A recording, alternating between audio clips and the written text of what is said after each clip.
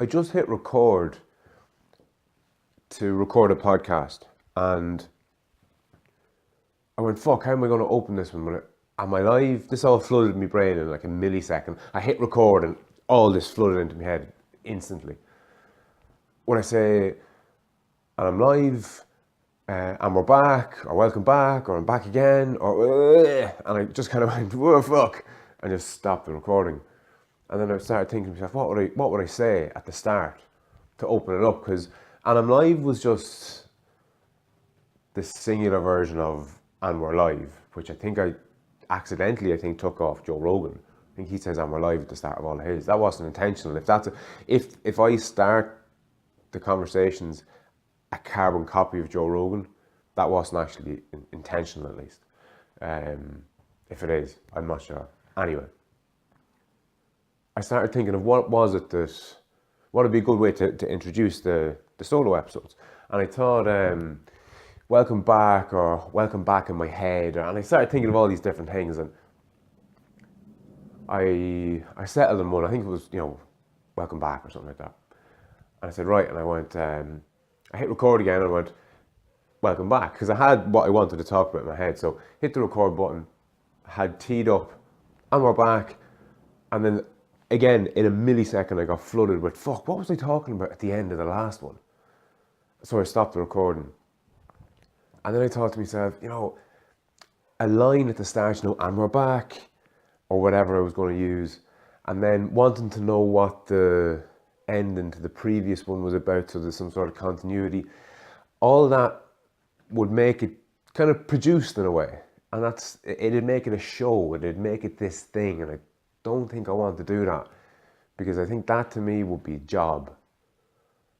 Do you know that kind of way? That to me would be work. And I don't want this to be work. I don't want to have to do this. And what I'm finding, even over the last fucking 2 days or so, that I get a benefit from doing this. And the benefit I get from doing this, I think, is that talking out loud slows you down. It slows down your thought process, because there's a speed barrier. You can't talk 100,000 words a second. And I don't know how many words a second my fucking brain can think, but it's far more than I can speak. So I think the process of actually just talking out loud slows you the fuck down. And I'm probably the same as a lot, but maybe not everyone. My fucking brain is going just fucking, it gets a bit relentless at times. Now maybe that's the type of person that I am. Maybe other people, maybe people that are a bit more chilled out and a bit more mellow aren't in their head as much as I am. But I was having a bad day, what was colloquially known as a bad day, and I was in my head all morning. And one thing that I've noticed is I spend a lot of time by myself. And I used to crave that. Years ago, I dream of having a job where I was just left the fuck alone. Dreamt of it. And built a business around that. And that's been great. I've really enjoyed the kind of solitude for the last 2 years, but I'm beginning to realise that I don't know if I'm changing or fucking maturing or, sick bag at the ready, growing, but I genuinely feel like I need to be around more people, I think. That's just an observation I've made of my own life of late. But where the fuck was I going with that? Now here, you see, this is the dodgy thing about not hitting pause and not having a think and just kind of rambling. But the whole thought process thing anyway, that's why I started this recording, and that's what has me to this point, so that's what I'll get back to.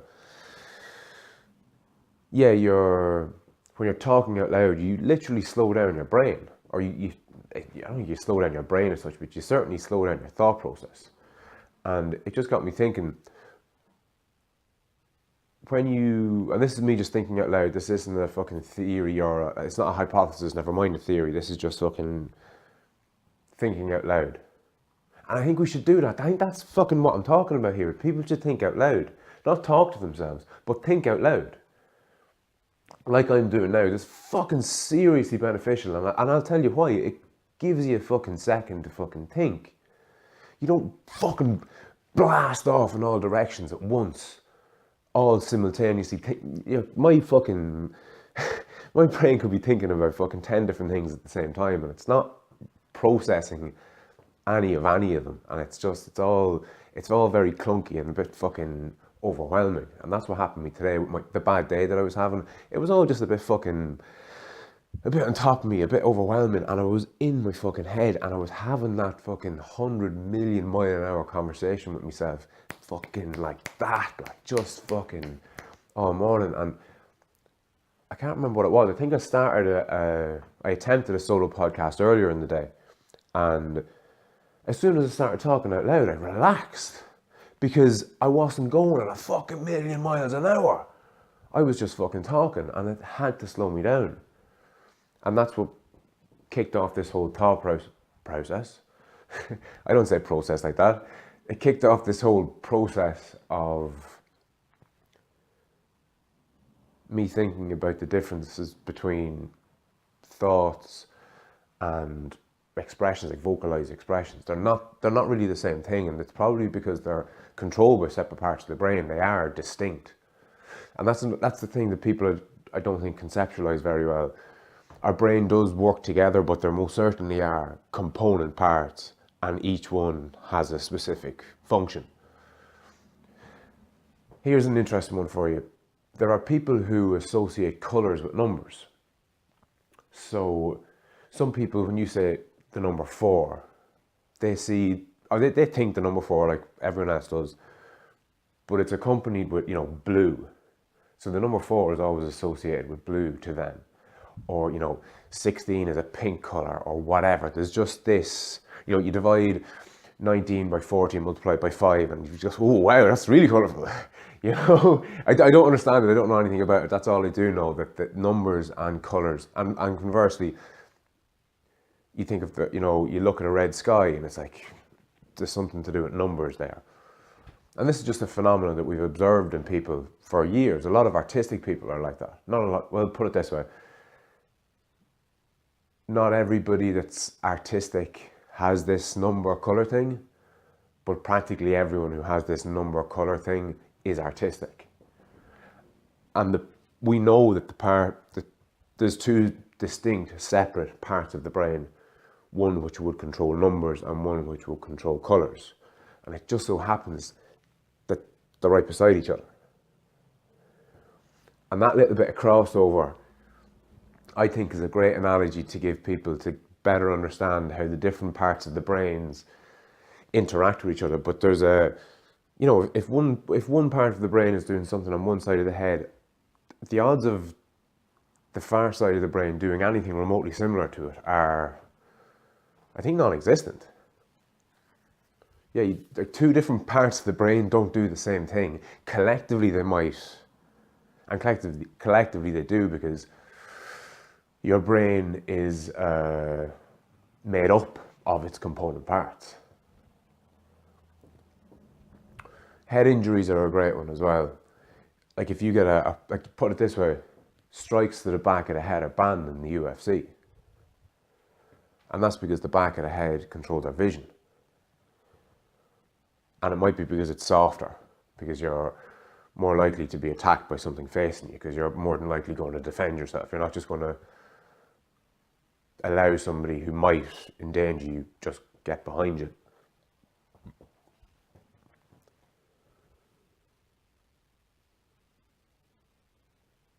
But the whole talking out loud thing is great. And it's great. And you see, it's great for me. And this fucking podcast and the way I'm doing it is going to be great for some people. I think it's going to be really fucking really beneficial to a few people. I genuinely believe that. How many doesn't matter, but there'll be a few. And I mentioned before the difference between knowing something and getting it. And there's crossover here somewhere if I can just fucking relax and try and put the two of them together. But the crossover, or the difference between getting something and understanding something is, or is it? No, it's gone. This is too awfully now, is it?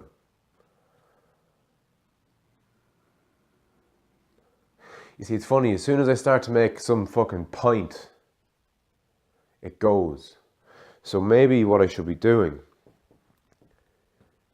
is just asking questions. And if I want to make a point about something, write it down, get my fucking thoughts straight on it, and, you know, come up with your fucking opinion. Like, I think that's kind of key to this idea of being off the lead that I'm trying to promote. That you have to figure all this stuff out. Don't be listening to the news to find out what's going on. Don't be listening to me to better understand something.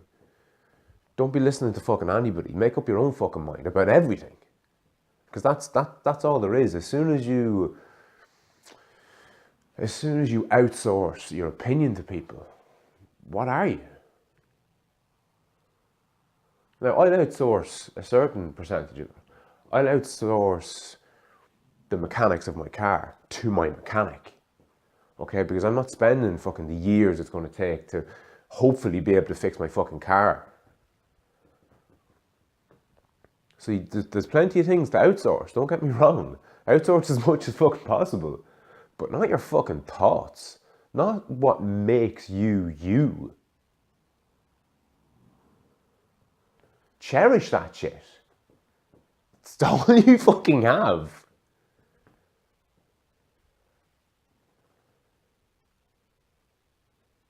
Some people love the fucking this introspection business, and that's where I was going with the getting and fucking understanding stuff. Some people are just going to get me. Do you know the kind of way? I'm just going to resonate with someone. I'm just going to click. And some people will enjoy it. And other people will find it quite jarring. They'll go, Jesus, how do you listen to that cunt? Fucking hell. Waffling bastard. Him and his fucking analogies and his fucking... Gee, like, the man can't keep a single thought in his head. He's gone fucking left, right and centre. He drives me fucking nuts. You'll have those people and they're not wrong. They're just fucking not the same as me, you know? Or you, if you're kind of like me.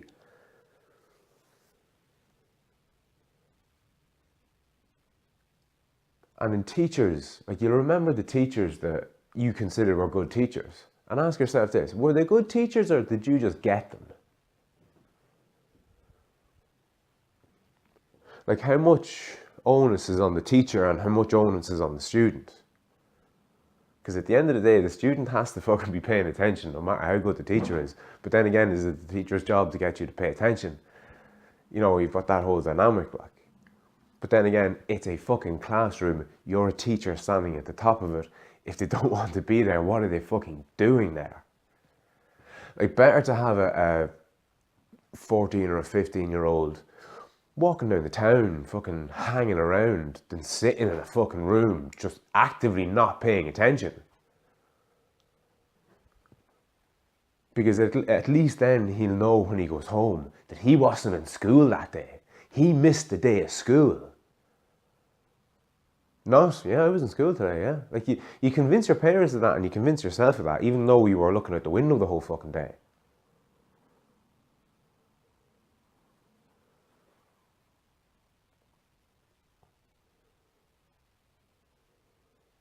So understanding it and getting it.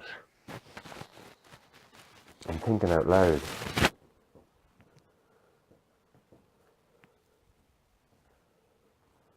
I wonder, is the speech part of your brain the piece that controls literally my vocal cords, but more specifically what's telling my vocal cords to fucking move, that part of the brain. Is that part of the brain the speaking part? I think that could be the speaking part. So internally and externally, there's the speaking part. Maybe they're separate, I'm not sure. But like, the thinking part isn't the speaking part. If you can fucking wrap your head around that. The bit that thinks and the bit that speaks aren't the fucking same. So there's almost two of you. there's the thinking you, the me, the I, the fucking Fran McKeown. But then there's the actual you, almost like the monkey you. So in January, the conscious you, say, so the walking and talking you, at the start of the year says, I'm going to go to the gym and I'm going to work out and I'm going to eat right and I'm going to do all these things. But the real you doesn't think in those terms. It's not disagreeing with you, it just doesn't think in those terms. So when it is met with the proposition of needlessly exerting energy, it goes, yeah, not so much. And when it sees fat and sugar, it goes, give me done with that fucking fat and sugar.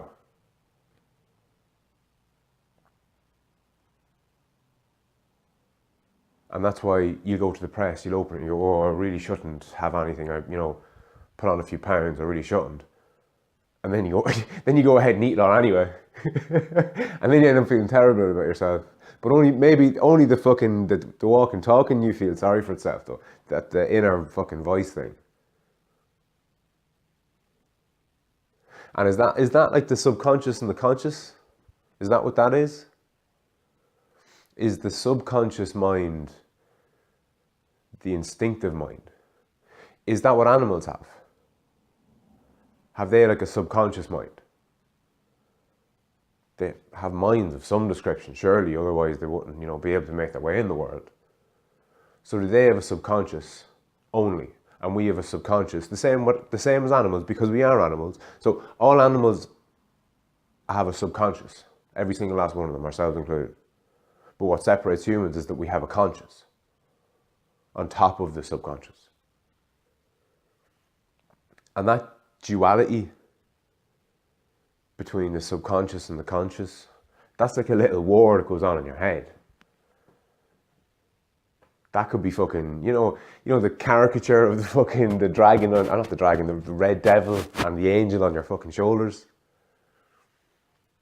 The duality, like, oh, can't eat the whole fucking apple fucking tart myself, can I? No, I'll just have one slice. And I just keep doing that until it's all gone.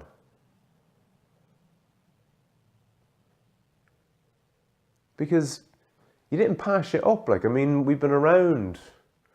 How long have we been around? How long have primates been? Like, humans are around what? Have they settled on a fucking timeline yet? 200,000 years, thereabouts? Probably coexisted with, I think we did coexist with the Neanderthals and possibly more species. God knows how many human-like species there were at different times that overlapped and didn't. So, primates then, what are they around? A couple of million years maybe? Put it this way, they weren't around 65 million years, so less than 65 million years ago. But life has been around for what? What did they say? Is it 1 billion years? Did life begin about 1 billion years ago? 1.4 billion is in my head. I think I've got that thereabouts right. But the reason I bring up when did life start, like, how far do you go back? Well, how far back do you want to go? You can't go all the way to the Big Bang because life started on Earth. I think it was about 1 billion years ago. That's the point I'm labouring to make.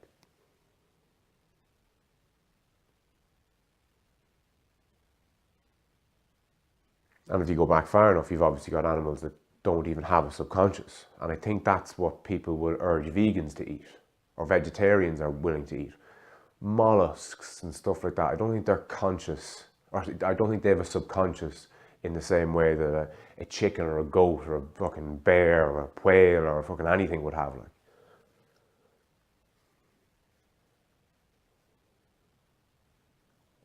They'd be what? Mollusks. And then insects, I suppose. But you can look at this scientifically. We know that our brains are packed full of fucking neurons. That's what makes up life forms. What's the word? Kind of neurology or fucking suppose their neurology. I don't think insects have fuck all of it, you know? Certainly not enough for what we would think conscious thought would require.